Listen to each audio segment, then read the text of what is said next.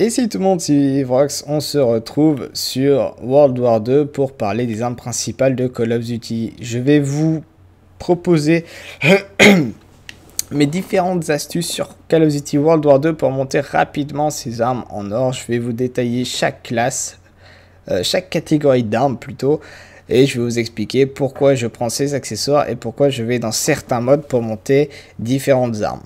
Voilà. Si ce n'est pas déjà fait, je t'invite à t'abonner à ma chaîne YouTube pour être au courant des dernières vidéos qui sortent sur certaines astuces de Call of Duty World War 2, comment exper rapidement, comment monter ses armes principales ou comment monter ses armes secondaires en or rapidement et facilement. Voilà, je vous souhaite un bon visionnage et je vous dis à tout de suite. Donc voilà, on se retrouve pour le gameplay donc au sniper. Donc la méthode pour moi pour monter les snipers le plus simple, c'est d'aller en guerre. Voilà, tout simplement vous avez moyen de faire des kill feed, c'est le moyen le plus simple. Donc je dis en guerre, c'est tous les snipers, c'est vraiment tous les snipers, que ce soit la carabine, le M1903, le Kar 98 et le Lee Enfield. Le mieux c'est d'aller en guerre. Voilà, vous avez besoin d'une balle à mort. La plupart des one-shot, à part la plupart des snipers, pardon, à part la carabine one-shot. Donc le moyen le plus simple, c'est d'aller en guerre. Vous faites des feeds, vous allez monter votre arme très rapidement et facilement.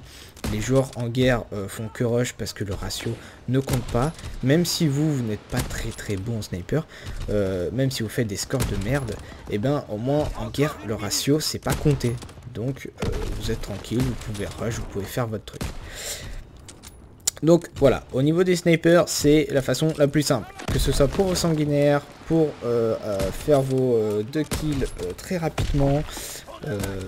Qu'est-ce qu'il y a d'autre à faire? Les 50 kills, donc avec la classe montagne et une autre classe, c'est le moyen le plus rapide. Je vous l'assure, c'est le moyen le plus rapide. En une journée, vous pouvez monter tous vos snipers en or facilement et très rapidement. Donc voilà, voici l'astuce pour vos snipers. On va passer donc à la prochaine étape qui sera les fusils à pompe. Nous avons tenu la position. Donc voilà, on se retrouve pour la séquence des fusils à pompe. Donc les fusils à pompe, le plus simple c'est d'aller en hardcore. Moi je les monte tous en MME. Pourquoi en MME? Parce que les spawns changent, c'est plus simple. Et donc avec les balles incendiaires, grâce aux balles incendiaires, vous allez pouvoir tuer vos ennemis de très loin. Donc voilà, peut-être que certaines personnes trouvent ça sale de monter les fusils à pompe en hardcore, mais c'est le meilleur moyen, je suis désolé, c'est la meilleure astuce pour les monter. Donc voilà, on va passer sur la séquence suivante qui sera donc les mitraillettes, les fusils mitrailleurs et les fusils d'assaut. Donc voilà, on se retrouve pour la dernière séquence. Donc après il y aura l'explicatif avec chaque catégorie d'armes dans le menu, dans le stand de tir. Voilà, j'ai réussi à trouver. Donc là je vais vous parler au niveau des mitraillettes, des fusils d'assaut, des fusils mitrailleurs. Et donc pour tout ça, je vous mets juste un gameplay donc, que j'ai fait à la mitraillette. J'ai perdu son nom, à la type 100 il me semble. Donc voilà, je vous mets ce gameplay là, c'est en MME hardcore. On fait une win et je vais vous expliquer donc par la suite pourquoi je l'ai mis. Donc le but donc de la vidéo est de vous faire monter vos armes rapidement et facilement en or. Sachant que le mieux dans tous les modes de jeu, que ce soit pour les fusils d'assaut, pour les mitraillettes et les fusils mitrailleurs, c'est d'aller dans tous les modes hardcore. Voilà. Pourquoi? Parce que toutes les catégories d'armes que je vous ai citées, one shot avec une balle dans la tête. Toutes, sans exception et sans gros calibre. Voilà pourquoi le mode hardcore est aussi bien pour monter ses armes en or. Là, dans le gameplay, vous n'allez pas voir beaucoup d'headshots. Le but était de vous faire un gameplay qui était cool, qui était sympa en hardcore, et de vous montrer qu'il y a toujours moyen de faire des gros scores. Donc, le but, c'est que dès que vous allez voir un ennemi, quand vous allez vraiment être dans votre truc de vouloir sortir, de faire toutes vos armes en or et rapidement, le but c'est d'aller de spawn kill. Voilà, c'est ça, le but c'est de spawn kill, de prendre son temps et d'essayer d'aligner le plus de têtes. Là par exemple sur le gameplay, comme vous avez pu voir, le mec était de dos, j'aurais dû Si j'aurais été vraiment là pour monter mes armes en or, j'aurais attendu, j'aurais pris mon temps, le mec il serait arrêté, j'aurais mis une balle dans la tête. Voilà, tout simplement. Ne vous embêtez pas, ne vous faites pas chier à essayer de mettre des headshots quand vous êtes en duel, au corps à corps. Le mec qui vous a vu, vous l'avez vu, ne cherchez pas à lui mettre une tête. Vous lui bombardez la gueule, vous le tuez, basta, vous passez à autre chose. Il faut vous dire que chaque kill que vous allez faire, ce sera pas forcément une tête. Forcément, il va falloir avoir de la patience, il va falloir avoir du shoot. Mais oui, principalement, c'est armé de patience parce que monter autant d'armes en or, c'est pas facile. Voilà, c'est quelque chose qui demande énormément de temps. Et c'est sûr que vous n'allez pas pouvoir le faire en une seule journée. Moi, je vous donne mes astuces. Moi qui peux jouer quand même beaucoup dans la journée, c'est pas pour ça qu'au jour d'aujourd'hui j'ai toutes mes armes en or. Il n'y a aucune astuce révolutionnaire pour vous donner toutes les armes en or. Ça c'est clair et net, à part un glitch, et encore je sais même pas s'il en existe. Vous aurez jamais toutes les armes en or en une seule journée. Moi je vous propose mes astuces. Parce qu'au jour d'aujourd'hui, j'ai monté beaucoup d'armes en or. J'ai monté des armes en or de différentes catégories. Je vous sors pas dans cette vidéo les armes secondaires, tout simplement parce que j'en ai aucune en or. Et que je suis pas prêt pour vous faire une vidéo. Voilà, tout simplement. Là, j'ai au moins 2 armes en or dans chaque catégorie d'armes. Donc, ce qui me permet de vous faire un topo, tout simplement. Voilà. Donc, ensuite, ce que je vais vous conseiller, c'est dans vos classes, toujours de faire une classe mitraillette, une classe... alors j'ai tué le mec hein, parce qu'il m'a tué à la grove, je préfère le dire. Donc il faut faire une classe mitraillette, une classe fusil d'assaut, une classe fusil mitrailleur. Pourquoi? Parce que ça va dépendre sur quelle map vous allez jouer aussi. Voilà, tout simplement. Là j'ai pris une mitraillette parce que je jouais sur USS Texas. Si j'aurais joué par contre sur Point de Dioc, et ben là j'aurais peut-être joué plutôt fusil à pompe. Où j'aurais, si j'aurais tous mes fusils à pompe, j'aurais plutôt joué mitraillette. Si j'aurais été par contre sur Gustav Cannon, j'aurais plutôt sorti soit un fusil d'assaut qui a pas beaucoup de cadence, ou qui tire coup par coup, ou par contre j'aurais pris un fusil mitrailleur. Voilà, tout simplement. Parce que c'est une map qui est loin. N'allez pas jouer à la mitraillette sur Gustav Cannon, parce que vous allez galérer, ça va vous saouler, vous allez abandonner. Ou jouer à la carabine. Si vous n'avez pas encore remonté votre carabine, profitez-en pour monter votre carabine en or, tout simplement. Voilà. Il faut s'adapter à la map. C'est pas à la map de s'adapter à vous. Ça, faut le savoir, c'est vous avez plusieurs classes différentes, utilisez-les comme il le faut. Voilà, vous faites plusieurs classes différentes et bam, selon la map, vous allez changer. Au niveau des points, donc en hardcore, j'ai fait le topo. Donc voilà, le gameplay va s'achever. Donc là, on va passer donc directement au stand de tir. Donc là, on va tester, enfin je vais vous décrire chaque classe que j'utilise donc pour monter mes armes en or. Donc on va commencer par les fusils d'assaut. Au niveau des fusils d'assaut, voici ma classe. Donc je vais expliquer pourquoi je prends ça. Alors, la division montagne. Tout simplement parce que moi je joue full montagne, ça dépend des personnes, il y en a qui préfèrent avoir plus d'accessoires sur leur arme. Donc du coup jouer infanterie, enfin... Voilà, vous avez le choix, mais moi personnellement je préfère avoir montagne. Pourquoi? Parce que vous êtes invisible au drone. Et pour moi ça c'est indispensable. Combien de fois je me suis fait casser mes séries parce que je jouais avec infanterie. Donc voilà, surtout en hardcore, dès qu'il balance un drone, même si, bon, forcément quand vous allez tirer et qu'il y a un drone actif et que vous n'avez pas de silencieux sur votre arme, vous allez être vu. Mais avoir montagne, c'est quand même vachement utile, surtout quand vous êtes dans le bac des ennemis, quand vous êtes dans le spawn et que vous spawn killez. Et il y en a qui vont faire des tout droits, il y en a d'autres qui vont essayer de revenir vers vous juste pour vos kills. Mais au moins ceux qui font un tout droit ne vont pas revenir si vous n'ont pas vu avec le drone, au moment où le drone fait son passage. Donc, pour moi, montagne est indispensable. Ensuite, je joue avec munitions pour avoir mes streaks moins chers, parce que je trouve que c'est quand même cher un drone à 500 points. Donc là, je l'ai à 375, donc ça fait 1 kill de moins. Donc je trouve ça vachement utile. Et ensuite, en secondaire, donc je l'utilise jamais, à part vraiment dans de rares occasions. Pistolet automatique avec gros calibre, mais le mieux ça reste chargeur grande capacité parce que une balle dans la tête en hardcore ou une balle dans le corps, le mec est mort. Voilà, tout simplement. Ensuite, bon bah il faut avoir une létale ou une tactique. Je joue à la létale. Je mets une grenade frag au cas où s'il y a des campeurs pour les déloger. Donc revenons sur l'arme en elle-même. Donc moi sur tous mes fusils d'assaut, je dis bien tous sans exception, je mets toujours poignée ergonomique et viseur réflexe.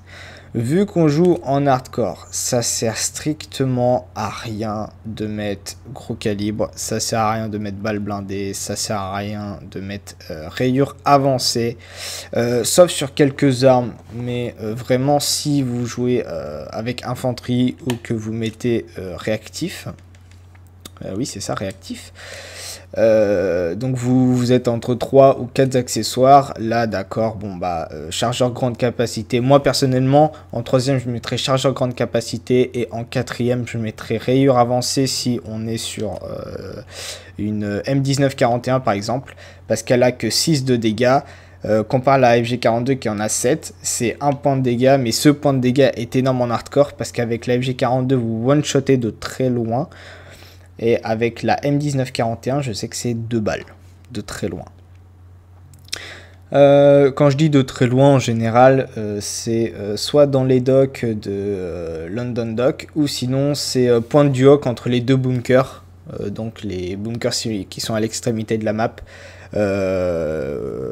Voilà, en général c'est ça, ou sur Gustav Cannon, donc si vous êtes en bas et que le mec est tout en haut sur le Gustav.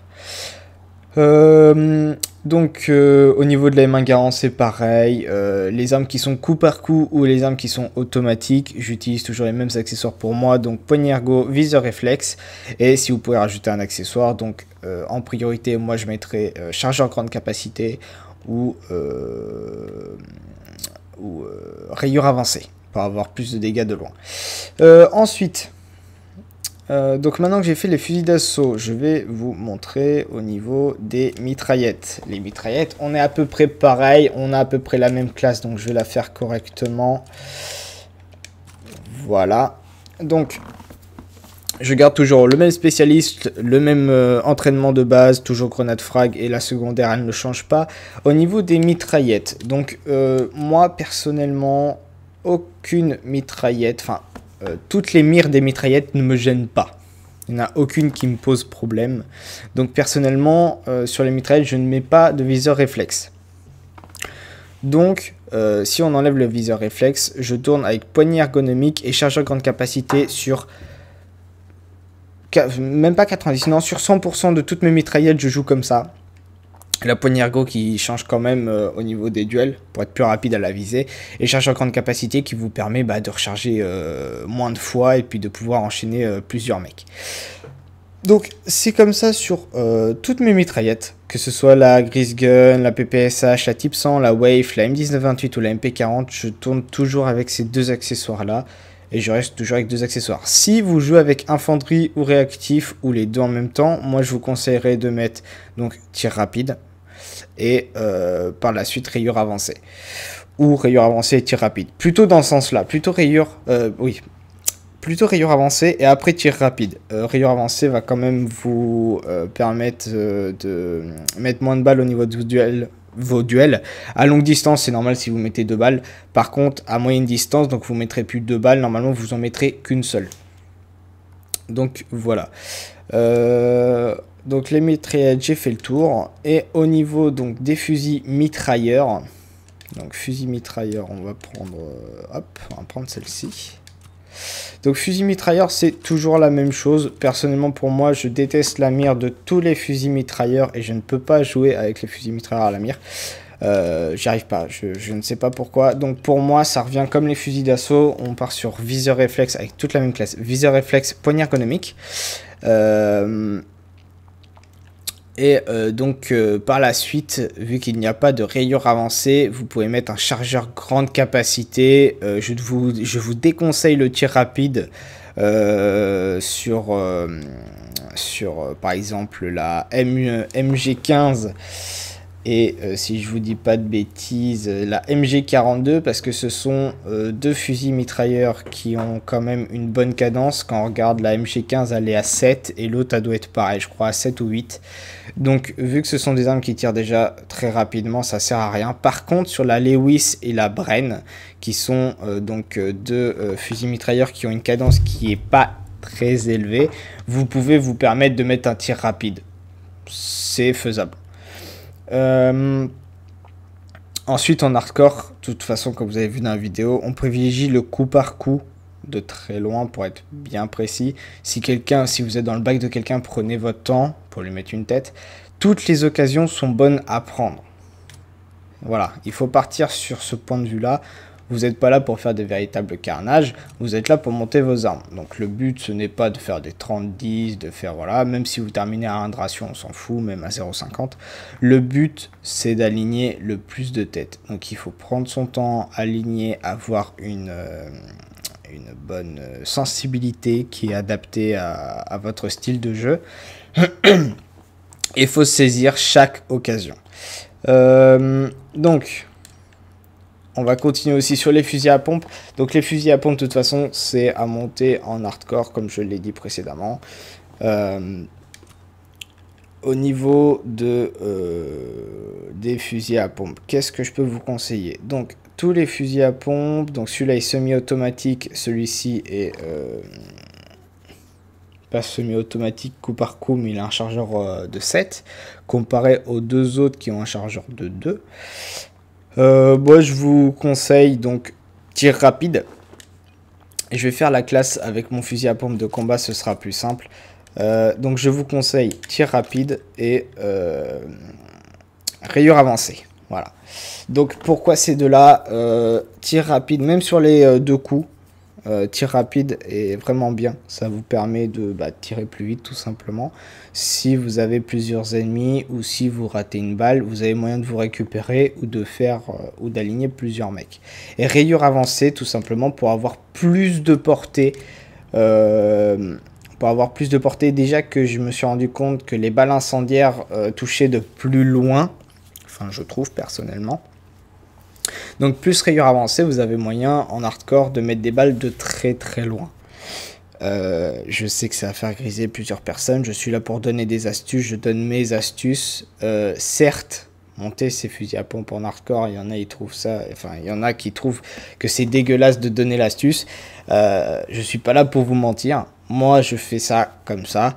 Si vous voulez monter vos fusils à pompe, c'est le moyen le plus simple de le faire. Et donc voilà. Donc j'ai fait le tour. Ah non, il reste les fusils de précision. Donc au niveau des fusils de précision, c'est pareil, toujours la même classe. Hop, voilà.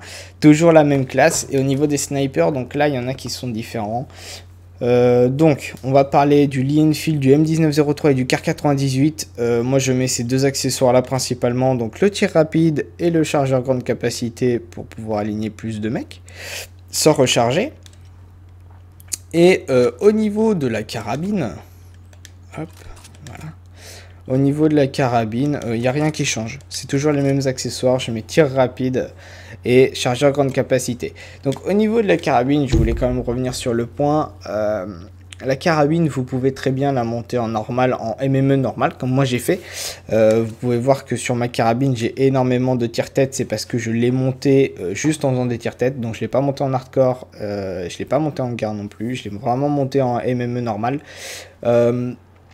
Ça m'a pas mis énormément de temps. En fait, moi, ce que je fais, c'est que... Enfin, ce que je faisais plutôt, c'est que dès que j'avais la map Gustav Cannon, directement, je switchais d'arme et je prenais ma carabine. Je ne montais jamais sur le Gustav. Je laissais toujours les ennemis monter au Gustav. Et dès que vous avez moyen de viser une tête, surtout qu'il n'y a que les têtes qui dépassent, vous la chalumez, vous la bousillez et comme ça, ça vous permet de monter votre sniper très rapidement. Et au niveau des 50 kills après, moi j'ai fait pareil, la même. Dès que j'avais Gustav Cannon, je me permettais quand même de full, au cas où si il y avait un mec qui prenait un duel à l'arme par exemple, et qui était pas très loin, je me permettais de full, tout simplement. Et si je voyais quelqu'un au Gustav, bah, pareil, je visais la tête au maximum. Donc voilà, c'était la petite parenthèse au niveau de la carabine.